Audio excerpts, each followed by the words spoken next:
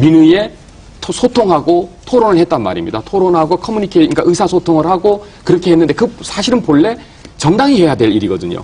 그러니까 어느 면에서는 한국 정당은 아까 말씀하신 대로 정권 잡으려고 서로 그것에 몰두하는 동안에 또 하나의 일은 안철수 후보가 대응을 해줬단 말입니다.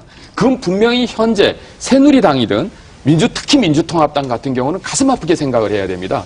지난 다 차려놓은 밥상을 갖다가 지난 봄에 걷어찼던 아주 혁혁한 정과를 세운 것이 민주통합당인데요. 그런 부분에 있어서 왜 안철수라는 현상이 나타나는지에 대해서 저는 지금 가장 뼈아프게 반성을 해야 하는 당이 사실은 민주통합당이라는 생각이 들거든요. 한마디만 더 하면 안철수 후보가 대통령 되면 정당 없어서 정치 못할지는 않을 겁니다. 저도 물론 그렇긴 하겠습니다. 걱정 안 해도 돼요. 저도 한마디만 말씀을 드리면 이런 그 관점도 가능할 것 같습니다. 저는 안철수 후보가 단 한 명의 현역 국회의원을 데리고 그 대통령에 당선된다고 하면 바로 이제 아까 제가 말씀드린 것처럼 국정을 실질적으로 운영하는데 중대한 한계 상황에 봉착할 가능성이 대단히 많습니다. 그렇게 되면 이제 민주당을 통합하든지 또는 시민형 정당 아까 홍 교수님 말씀하신 것처럼 비판적 시민사회 진영까지를 끌어들이는 어떤 정치적 이합 집산이라고 할까요? 자신의 국정 운영을 뒷받침하는 그런 정당 창설에 이제 나설 수밖에 없을 텐데요. 예. 그런데 잘 아시는 것처럼 새 정부가 출범하면 출범 이후 한 6개월, 1년 동안에 가장 힘이 강하지 않습니까?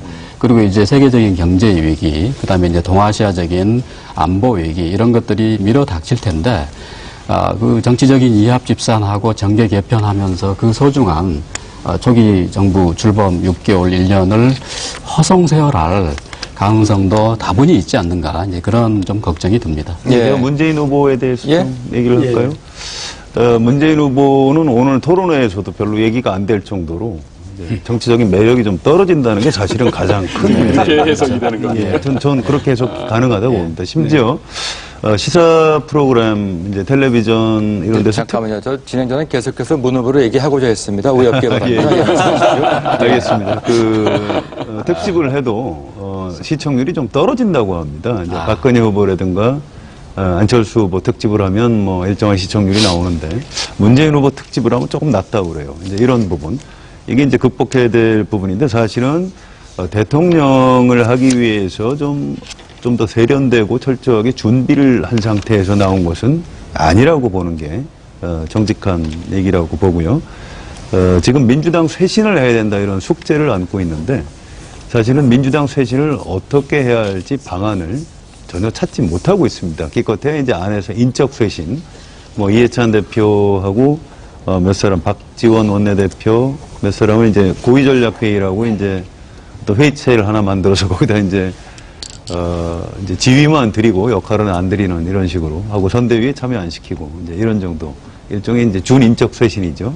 이 정도에 그치고 있는데 과연 이렇게 해서 국민들이 민주당이 뭔가 쇄신했다 이렇게 인정해 줄 수 있을지 이런 부분에 대한 의구심이 있습니다. 말씀하셨으니까 제가 선 기자님께 한 가지 여쭤보도록 할게요. 지금 말씀하신 것처럼 진행자는 계속해서 그 문 후보에 대한 얘기를 하자는 말씀에도 불구하고 딴 말씀을 하신다는 말씀이죠. 이유가 어디 있을까요?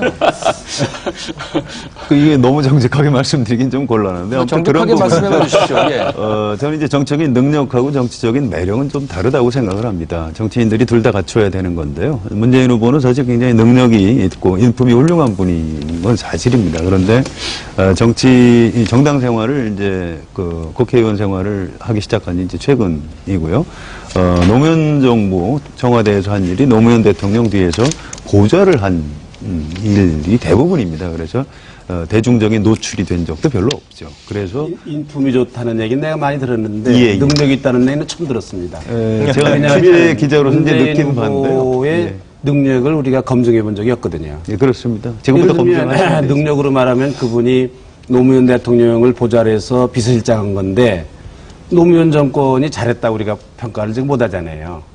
그렇다고 그러면은 이게 문재인 후보의 능력이라는 건 그때의 기준으로 평가를 해야 될 것 같은데 그 능력이 있다. 그 문재인 참 후보 상당히 그거는 납득하기가 어려운, 증거되기가 어려운. 예, 간단히 그러니까 노무현 정부에서 잘한 게 있고 잘못한 게 있거든요.